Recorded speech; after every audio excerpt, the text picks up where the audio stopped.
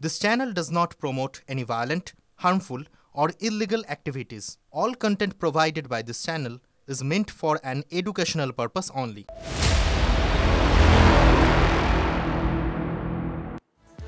নমস্কার, দেখছেন টিভি9 বাংলা। আপনাদের সঙ্গে রয়েছি আমি শুভজিৎ মিত্র। বিগত কয়েকদিন ধরে এই সংবাদ শিরোনামে উঠে আসছে ওই শুল্ক যুদ্ধ।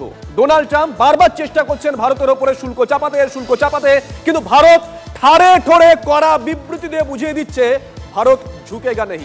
আর ঠিক এই আবহে একটা বড় খবর যা যে কোনো সময় আমেরিকার ঘুম ছুটিয়ে দিতে পারে।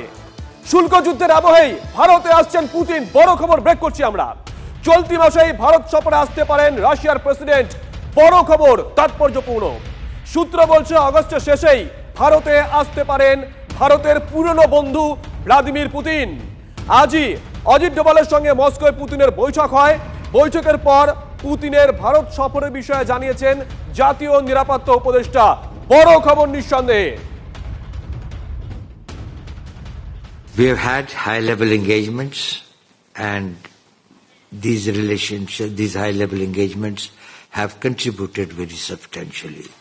We are very excited and delighted to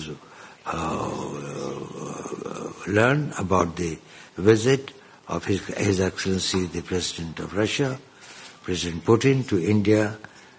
I think that the dates are almost finalized now. The more important thing is this, that is, these summit meetings have always been the watershed points. এদিকে শুল্ক যুদ্ধের আবহেই Putin Trump বৈঠক। সামনের সপ্তাহে মার্কিন প্রেসিডেন্টের সঙ্গে রুশ প্রেসিডেন্টের বৈঠক হতে পারে। ইতিমধ্যেই শুরু হয়েছে প্রস্তুতি, বলছে সূত্র।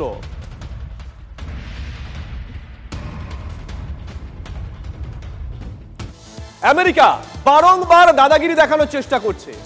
ভারতীয় পণ্যের ওপরে শুল্ক হার দ্বিগুণ করেও ডোনাল্ড ট্রাম্প থামতে চাইছেন না। আরো অনেক নিষেধাজ্ঞার হুঁশিয়ারি দিয়েছেন ট্রাম্প। আর অনেক কিছু দেখতে পাবেন, ইঙ্গিতবাহী মন্তব্য করেছেন মার্কিন প্রেসিডেন্ট। মার্কিন হুঁশিয়ারিকে পাত্তা দিচ্ছে না দিল্লি। বড় খবর নিঃসন্দেহে। যতবারই মার্কিন প্রেসিডেন্ট হুঁশিয়ারি দিচ্ছেন, দিল্লির তরফ থেকে কড়া বিবৃতি দেওয়া হচ্ছে, প্রত্যেকবারই কাল বিলম্ব না করে। Indian officials have said that there are other countries that are buying Russian oil. It's okay. Like China, for instance, It's buys okay. more. Yeah.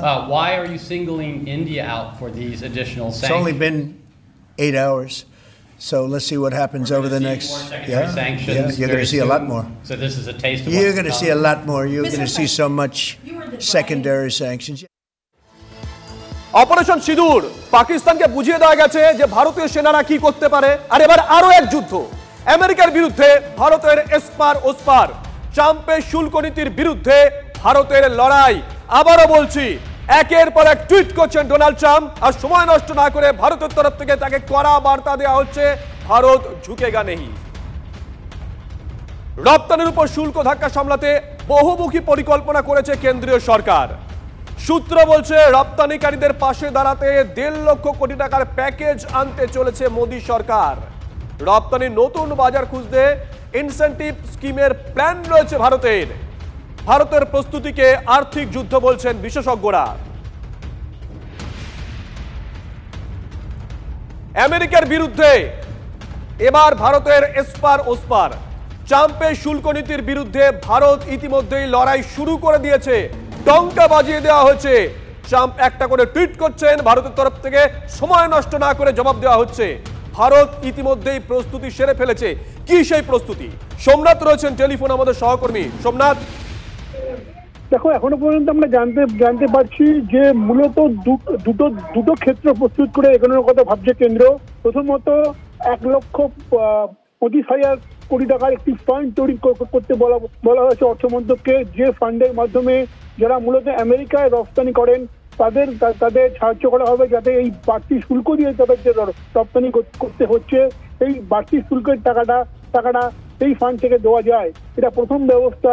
দ্বিতীয় ব্যবস্থা যেটা করা হচ্ছে সেটা হচ্ছে আমেরিকার বাইরে, আমেরিকার যে ভারতের যে অন্যান্য বাজার রয়েছে সেই বাজারগুলোতে রিপ্রেজেন্টেটিভ পাঠানো হচ্ছে এবং সেই প্রতিনিধিরা গিয়ে নতুন করে সেই দেশগুলির সঙ্গে চুক্তি করার চেষ্টা করবেন, যাতে 10 বছর কিংবা 15 বছরের দীর্ঘমেয়াদী চুক্তি হবে এবং ভারতীয় পণ্যের যে বাজার গোটা বিশ্ব জুড়ে সেটাকে নিশ্চিত করার দেখতে হবে। ধন্যবাদ।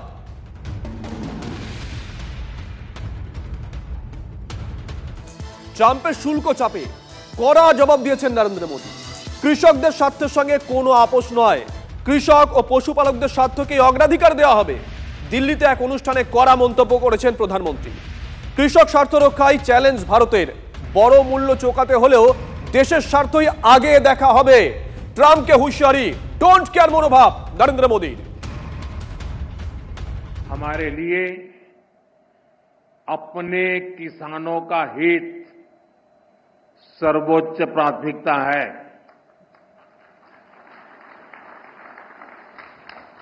भारत अपने किसानों के, पशुपालकों के और मछुआरे भाई बहनों के हितों के साथ कभी भी समझौता नहीं करेगा।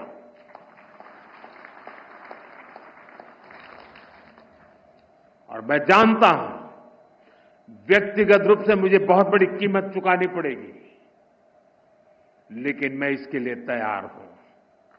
मेरे देश के किसानों के लिए, मेरे देश के मछुआरों के लिए, मेरे देश के पशुपालकों के लिए आज भारत तैयार है। এদিকে ভারতের ওপর ট্রাম্পের শুল্ক বোঝার দায় মোদির উপরই চাপিয়েছেন অভিষেক বন্দ্যোপাধ্যায়। প্রধানমন্ত্রী নিজে ট্রাম্পের হয়ে প্রচার করেছেন, ট্রাম্পকে বন্ধু বলে সম্বোধন করেছিলেন প্রধানমন্ত্রী। ট্রাম্প কেন বিপুল শুল্ক চাপালেন তার জবাবও প্রধানমন্ত্রীকেই দিতে হবে, মন্তব্য তৃণমূলের সর্বভারতীয় সাধারণ সম্পাদকের। 50% ট্যারিফ ভারতবর্ষের উপর লাগানো হয়েছে। নিশ্চিতভাবে এর একটা ক্ষয়ক্ষতি তো পড়বেই, রপ্তানিতে প্রভাব পড়বে। আমি মনে করি যে এটা আমাদের কূটনৈতিক ব্যর্থতা এবং ভারতবর্ষকে কঠোরভাবে এর মোকাবিলা করা উচিত। যারা ভারতবর্ষকে ছোট করতে চায়, যারা ভারতবর্ষের উপর চাপ সৃষ্টি করতে চায়, কি কারণে এত ক্ষমতা তাদের হলো হঠাৎ করে, যে সরকার 56 ইঞ্চি ছাতির কথা বলতো, তারা ক্ষমতায় থাকার পরেও তাদেরকে বুড়ো আঙ্গুল দেখিয়ে, লাল চোখ দেখিয়ে চায়না থেকে শুরু করে সমস্ত দেশ, আমেরিকা, সবাই ডোনাল্ড ট্রাম্পকে নিয়ে ভারতবর্ষে কোভিডের 1 মাস আগে গুজরাটে প্রচার কে করেছিল? ডোনাল্ড ট্রাম্পের হয়ে প্রচার করতে গেছিল টেক্সাসে কে? ডোনাল্ড ট্রাম্পের হয়ে আপনি প্রচার করেছিলেন, বিজেপির নেতারা করেছিল, যোগ্য করেছে বিজেপির কর্মীরা। I present to you my friend, India's friend, the President Who said this? of the United States of America, Mr. Donald Trump.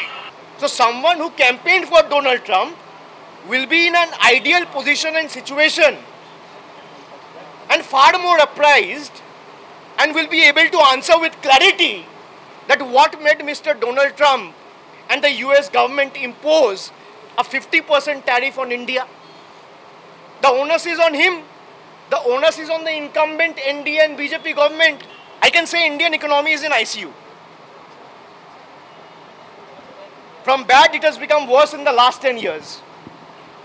And by imposing 50% tariff, there will be a substantial job loss. And this is all because of the bootstrap foreign policy of the union government. They have been speaking about India's global presence and how India has become a Vishwaguru. Is this the example? This is how India is being treated. Abhishek Bandyopadhyay যখন একথা বলছেন তখন তাকে পাল্টা দিয়েছেন কেন্দ্রীয় প্রতিমন্ত্রী সুকান্ত মজুমদার। কি বলেছেন শুনুন। অভিষেক বন্দ্যোপাধ্যায় এবং তৃণমূল কংগ্রেস যে আমেরিকার দালাল হয়ে গেছে আমরা জানতাম না, তো ভালো ট্রাম্পের দালাল হয়ে গেছে, তারা এখন ট্রাম্পের হয়ে দালালি করছে।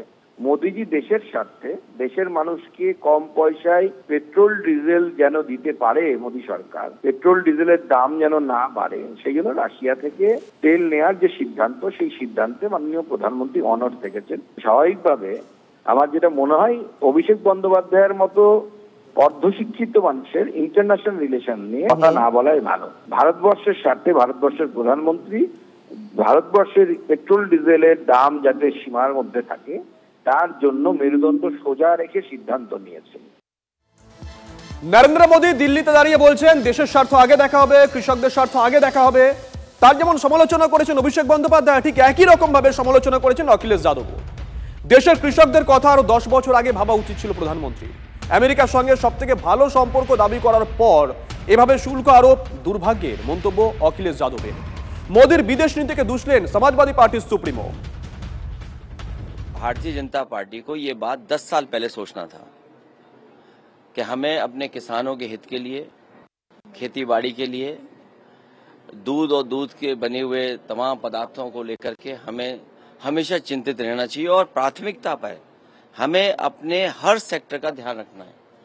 उद्योग खत्म हो जाए, उद्योगपति कारोबार खत्म हो जाए, किसान बर्बाद हो जाए, नौजवान को नौकरी रोजगार न मिले तो हमारा देश जा कहाँ रहा है।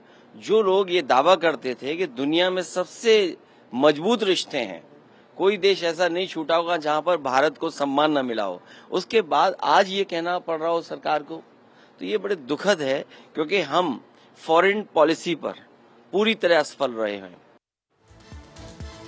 দেখুন, যারা পলিটিশিয়ান তারা তো তাদের মতনই বলবেন, কিন্তু যারা বিশেষজ্ঞ তারাই শুল্ক যুদ্ধ নিয়ে কি বলছেন শুনুন। এত বিপুল সংখ্যক জনসংখ্যার যেখানে জীবন জীবিকা নির্ভর কৃষি এবং দুগ্ধজাত পণ্যের ওপরে, সেখানে কিন্তু ভারতকে তার জাতীয় স্বার্থ দেখতেই হবে। অর্থাৎ এই দুটো সেক্টরে যদি অবাধ বাণিজ্য করতে পারে বহুজাতিক সংস্থা, তাহলে দেশের কৃষক এবং দেশের যারা পশুপালন করেন বা দুগ্ধজাত দ্রব্য উৎপাদনের সঙ্গে যারা জড়িত, তারা কিন্তু ভীষণভাবে ধাক্কা খাবেন। এটা কিন্তু ভারত চাইবে না। ফলে ভারতের এখন যেটা প্রয়োজন, খুব বলিষ্ঠ অভ্যন্তরীণ নীতি এবং বলিষ্ঠ বিদেশ নীতি। দেখুন, আমেরিকার প্রেসিডেন্ট যেটা করছেন সেটাকে বলে বালো কিল্লোপনা। সরকারের উচিত আমেরিকার এইসব যে হুঁশিয়ারি, সেই হুঁশিয়ারিগুলোকে উপেক্ষা করা এবং আগামী দিনে আমরা যাতে অন্যান্য দেশের সঙ্গে আমাদের বাণিজ্যের বহরটাকে বাড়াতে পারি। আমাদের জিডিপি হয়তো কয়েকদিনের জন্য একটু ক্ষতিগ্রস্ত হবে, কিন্তু আমেরিকার এই হুঁশিয়ারির কাছে আমরা মাথা নত করবো না। এবং সরকার যে দৃঢ় পদক্ষেপ নিয়েছে, সরকার জানিয়ে দিয়েছে অলরেডি যে ভারতবর্ষ আগামী দিনেও এই রাশিয়ার থেকে তেল কিনবে এবং ভারতবর্ষের বাজারে কিন্তু আমেরিকার ওই ডেয়ারি প্রোডাক্টস আর এগ্রিকালচারাল প্রোডাক্টস ঢুকতে গেলে তাদের চড়া শুল্ক দিতে হবে। আমার মনে হয় ভারতবর্ষেরও আর কয়েকদিনের মধ্যে এই পাল্টা শুল্কের হুঁশিয়ারিটা দেওয়া উচিত। দেখুন, ভারতের তরফ থেকে পাল্টা দেওয়া ইতিমধ্যেই শুরু হয়ে গেছে। বিশেষজ্ঞরা যে কথা বলছিলেন, বিদেশ মন্ত্রকের তরফ থেকে জারি করা হয়েছে বিবৃতি, সেখানে বলা হয়েছে 140 কোটি মানুষের জ্বালানি সুরক্ষা নিশ্চিত করা ভারত সরকারের দায়িত্ব। আমেরিকা যে কারণে ভারতের উপরে বাড়তি শুল্ক চাপিয়েছে তা অত্যন্ত দুর্ভাগ্যজনক, বিশেষত যখন অন্য একাধিক দেশ নিজেদের জাতীয় স্বার্থে একই কাজ করে চলেছে। অযৌক্তিক, অবিবেচকের মতন সিদ্ধান্ত আমেরিকার। ভারত তার জাতীয় স্বার্থ রক্ষায় প্রয়োজনীয় সব রকম ব্যবস্থা নেবে, বিবৃতি দিল্লির তরফ থেকে।